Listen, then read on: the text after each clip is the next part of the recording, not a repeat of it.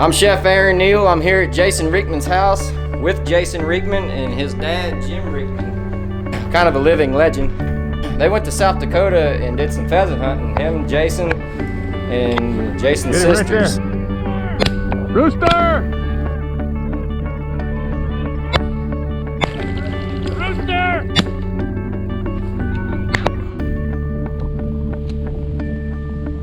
Another rooster!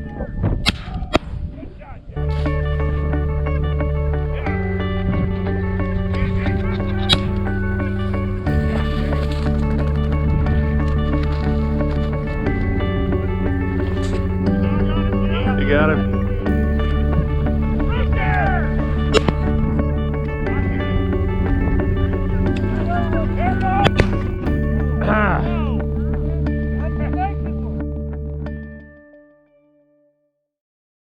They brought some of these pheasants back. They're gonna cook them, and I'm gonna kind of walk through them, one of my recipes, even though I haven't ever cooked pheasant. But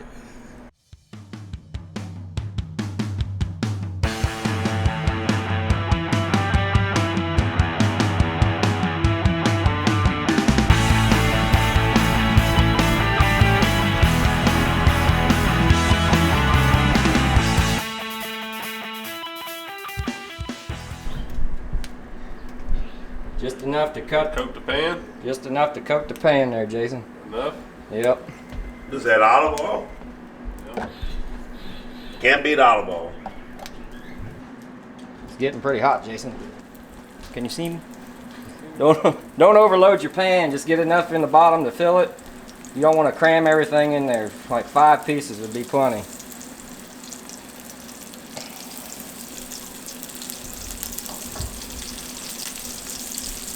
Now, Jason, what you're doing here, you're just browning. You're going to brown each side of them. You want it to look kind of like crispy fried chicken. You don't have to cook the pheasant through all the way here.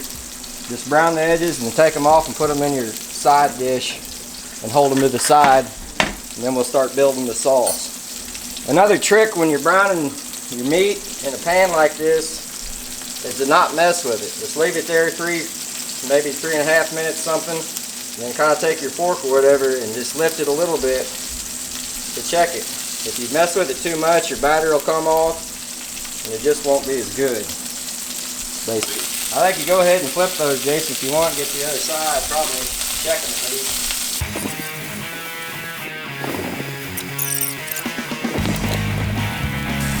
Golly, Neil, I don't know if I can wait any longer. They look good enough to eat right where they're at. I don't think I'm going to wait any longer. I'm going to dive in.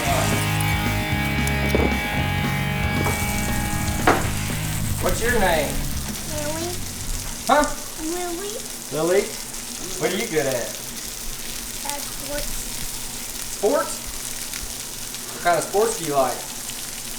Baseball. Baseball? I hope you're a better ball player than your dad was. I don't think much. Like you, Neil, and Jason know the same thing. The worst thing you can do with almost any wild game is overcook it. Especially when you're doing this, if you was to pan fire these all the way through, they'd get tough because it's such a lean meat. That's exactly right. You take them off here, they're still rare, and then we're going to throw them into our sauce and finish them that way, and they should be awful tender. That's the idea anyway. Lay them in there.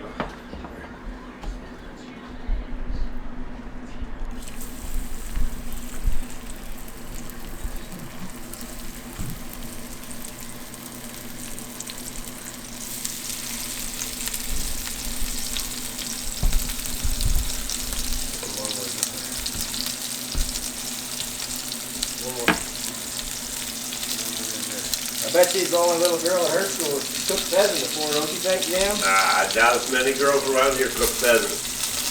We're not from South Dakota. We're from Missouri. There's not many girls who 9, 10 years old cook pheasant in Missouri. You know, pheasant under glass, I guess in New York City and different places, that's supposed to be a delicacy. I don't think we're going to eat under glass, but we're still going to eat some pheasant, and that's pretty darn good stuff. What's pheasant under glass? You know, I really don't know. Never did quite figure that out. Heard of it quite a bit of times, but like a lot of things. I'll show you, look at that. There you go. That is pheasant under glass right there. Boy, Don't take a genius to figure that out. Got your ingredients for your sauce ready, or what do we need to do? Take those out. Leave your pan hot. And you're gonna leave all the crumbs and sook and all that good flavor in there in the bottom of the pan. You're gonna keep that in there and just throw your onions right in there with it. Can you hand me them onions, Jim? Sure will.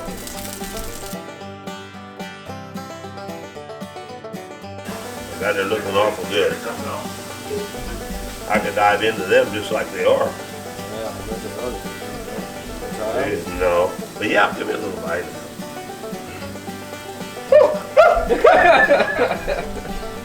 Oh, how good you are! They're hotter now. I mean, you couldn't tell it was hot?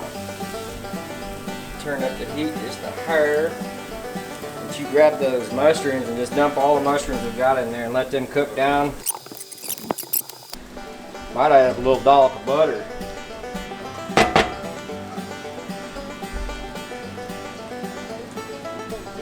So little, a hell of a dollop. Dollop means. We sorted our onions, throwed all our mushrooms in there. We got many portobello mushrooms and just white mushrooms. We hit those with some salt, added a little butter to give some flavor to it, and also give it some more moisture so it can actually saute these mushrooms up a little bit, them onions. Now these will cook down. The pan looks awful full to make a sauce in, but they'll cook down. I think I'm gonna hit a little black one. When's that wine come into play?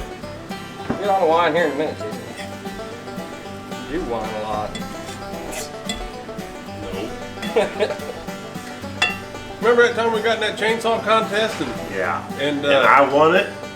well, Oh, you know, you was in the contest. Yeah, one of us won the damn thing. Yeah, we I talked should have about won the this. damn thing, no doubt about it. Dang, hold on, wait a minute. That's when you tried to say, oh yeah. Hey, wait a minute. Okay, yeah. I got this First in way, my house. Yeah, right.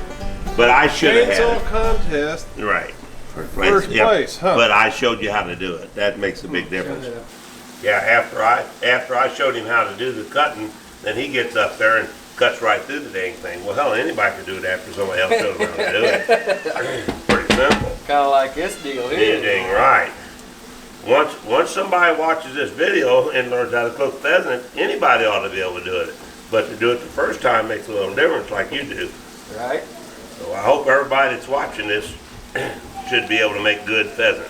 I guarantee it's going to be good. Howdy, Monty. Johnny Money. Johnny Money, baby. Know what you're doing. Oh yeah. You know how to dance a little bit. Show them a little something. Johnny Money Cooler, babe. I can make pheasant better than anybody in the country. Show them how to do it, babe. I ain't kidding you.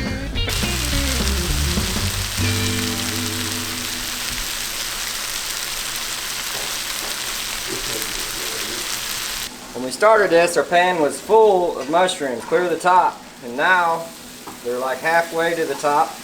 We'll cook them down a little longer. Cook them down a little longer, I see. Alright, our mushrooms are cooked down to where they're covering just about a third of the pan instead of all the way full.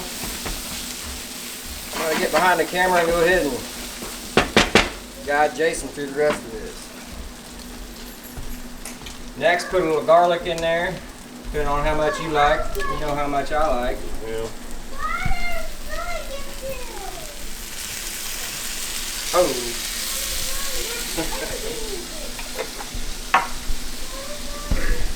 Stir that around, let your garlic cook just a little.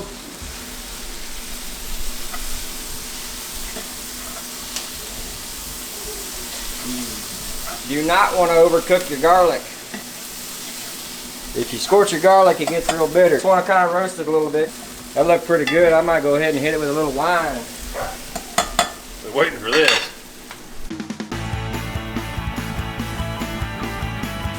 Put a little more wine in there if you want to, Jason. Now we're making wine. Now what you want to do there is let that cook down to where it's almost no wine left. These mushrooms look about perfect. You want them to cook down to like this. That good color, that brown color.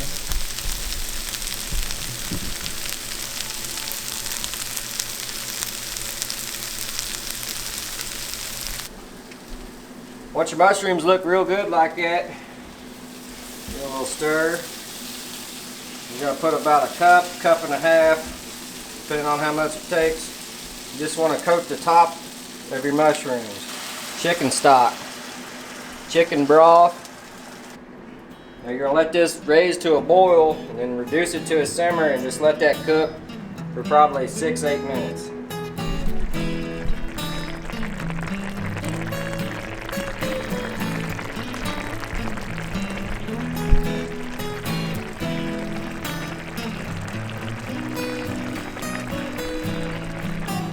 We've had this simmering for a little while. Now Jim's going to go ahead and put some of the pheasant in there and let that simmer in the sauce.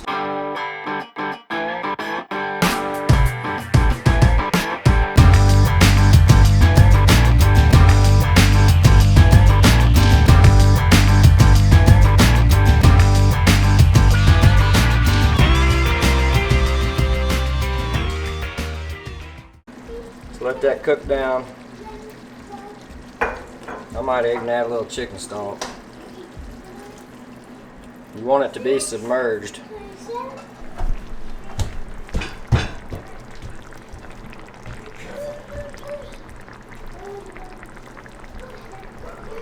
Since we had so much pheasant and only so much pot, I went ahead and cooked some, got it done and tender, and put it in a casserole dish.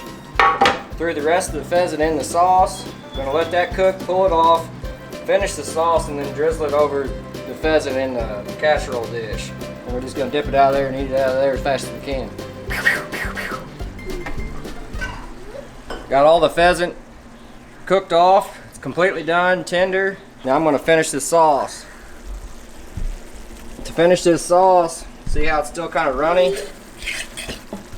Here I got a little bit of melted butter. And all this is equal parts melted butter and flour. And I'm going to just put a little dollop in there. When you mix that flour with that butter like that, it won't lump. You get it in there, it'll make it into like a gravy or a thick sauce. It'll be awful, awful good. And that's it.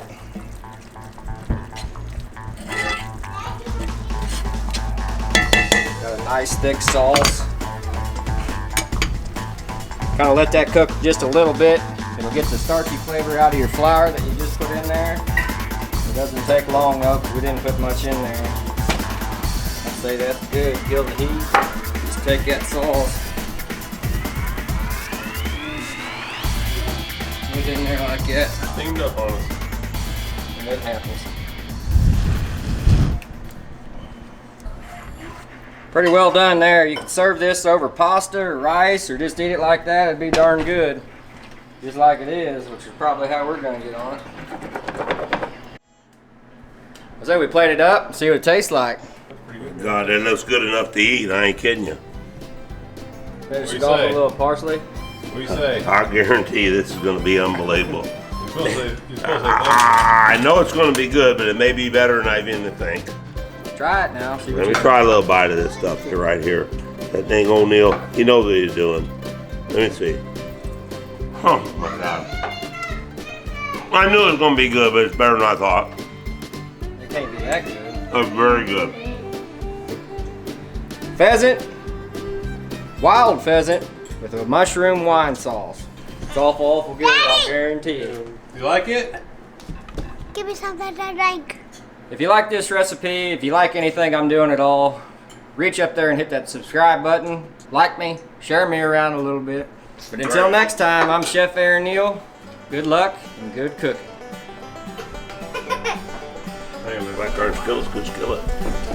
They make good stuff.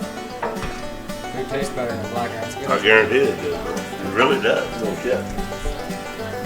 You eat out of a black iron skillet a lot? Black iron skillet's the only way to go if you want good stuff. There's no doubt about I it. heard that you get iron out of them. It gets in your blood and makes Yeah. you strong as hell. Is that how you got so strong? Oh, I'll tell you what, I'm strong as hell. I have been. Hell, I used to just eat the piece of the skillet once in a while. Yeah, tough as hell, I guarantee you. I bet you do got a bunch of skillets that just look like you took a bite out of the side of it. Oh, yeah, I mean, look at these teeth, there ain't hardly nothing left of them. When I was young, I could bite a piece of iron right out of the skillet, but anymore, break a piece of my tooth off. I don't do it anymore.